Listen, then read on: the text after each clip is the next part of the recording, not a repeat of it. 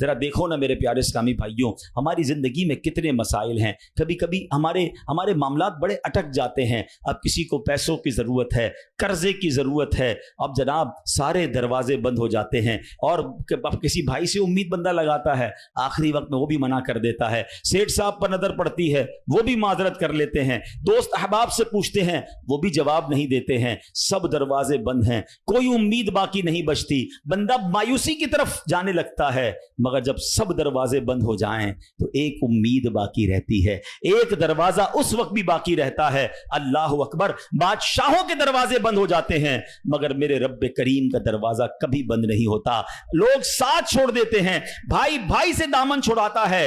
لیکن اللہ پاک اپنے بندوں کو مایوس نہیں کرتا، بلکہ یہ تو ایسا دروازہ ہے کہ نیکوکار آئے تو بھی نوازا جاتا ہے، گناہگار آئے تو اسے بھی نواز دیا جاتا ہے۔ تو کریم ہی جو ٹھہرا تو کرم کے کیا ٹھکانے، تو کریم ہی جو ٹھہرا تو کرم کے کیا ٹھکانے، تو نوازنے پہ آئے تو نواز دے زبانے۔